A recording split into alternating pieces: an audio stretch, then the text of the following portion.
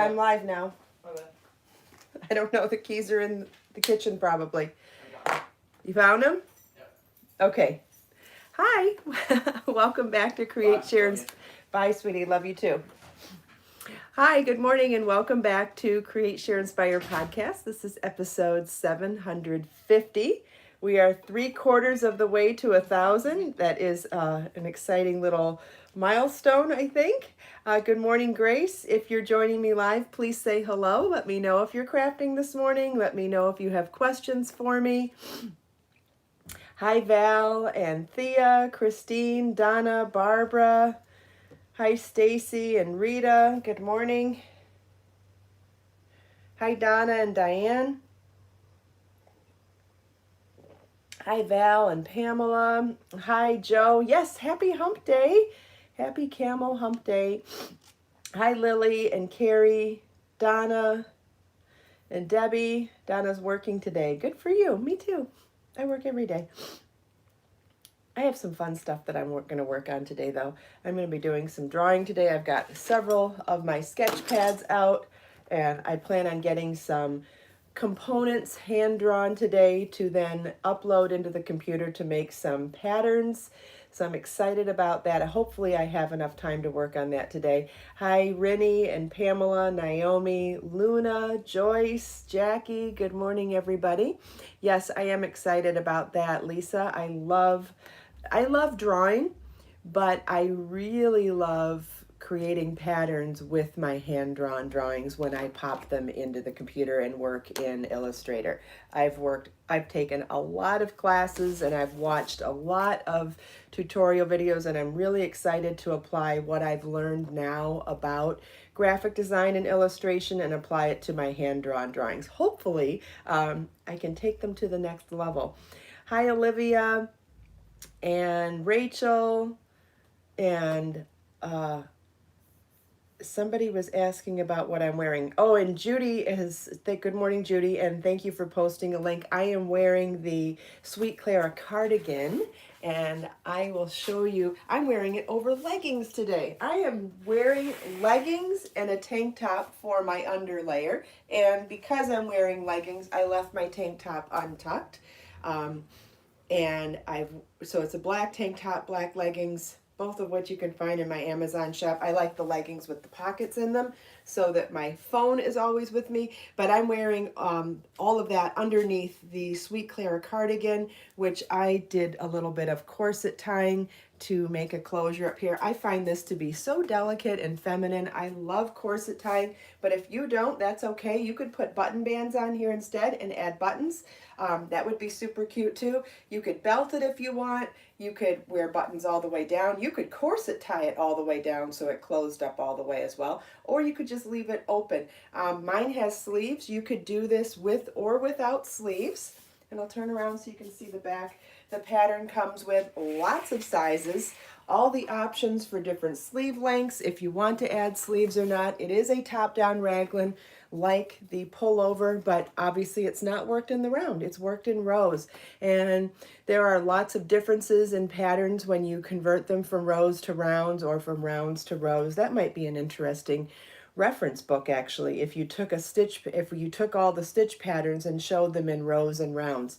Because if you're not familiar with how to do that, it can be really intimidating. And yeah, that might be interesting to show the differences.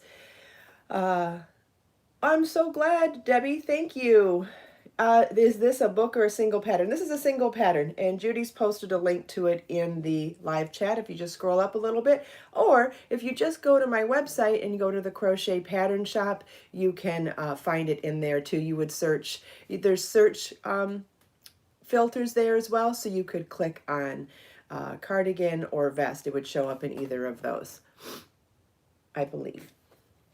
Anyway, Judy posted a link to the actual one. And this is in Be So Sporty Bling. Hopefully you can see the little bit of silver thread plied right into the yarn in there. So you could use any of my number 2 sport weight yarns to make this. You could use Be So Sporty Silver Bling, Be So Sporty Gold Bling, Be So Soulful is another #2 sport weight yarn. There's lots of options. And if you wanted to use something finer, you could use any of the Be So Fine yarns. You would just need to adjust your gauge accordingly, that's all.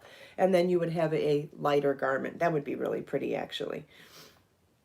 Oh, Joe, you can see the sparkle very nicely. Wonderful. Yeah, this is one of the darker colors. I can't remember if it was Night or Shishugiban, but one of those. You can see if you can browse all the colors that are available in on my website. Thanks, Lisa. Speaking of my website and speaking of the way I just told you to navigate 4 patterns, that's going to change in about a month. And I did send out an email this morning if you got it. If you're not on my mailing list, you didn't get it. If you want to be on my mailing list, I highly recommend it. It's the first, sometimes it's the first place where things get announced. Sometimes things get announced here first, but a lot of times things get announced in email first.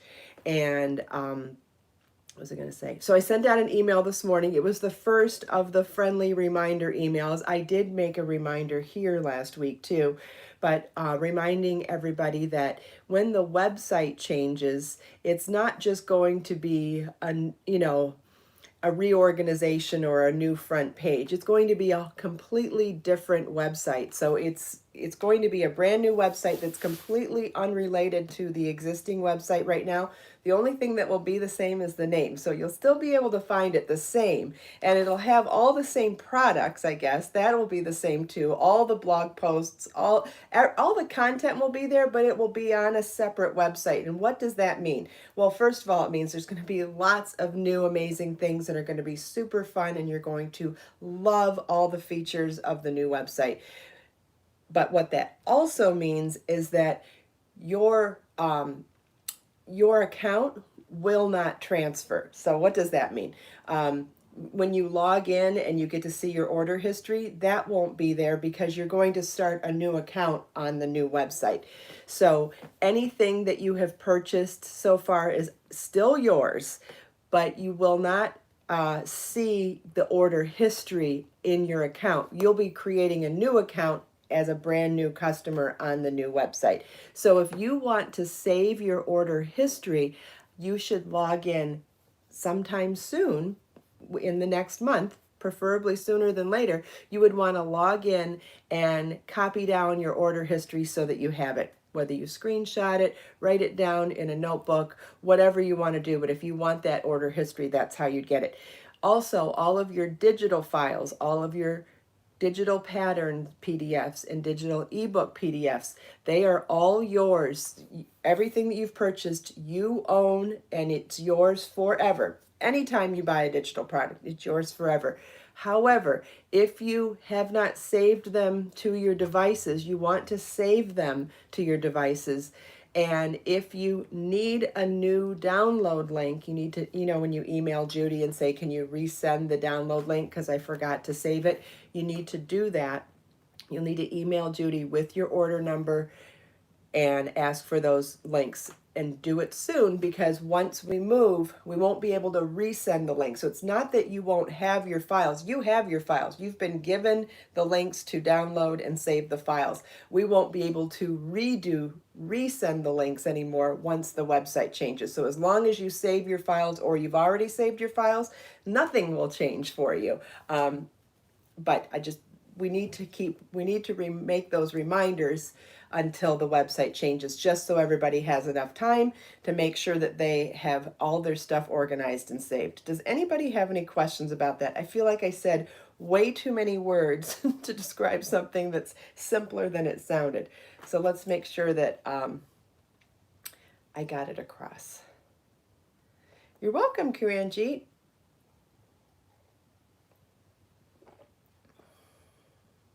So did the big snowstorm happen up in the Northeast? It was supposed to be a big snowstorm last night, I guess. Did that happen?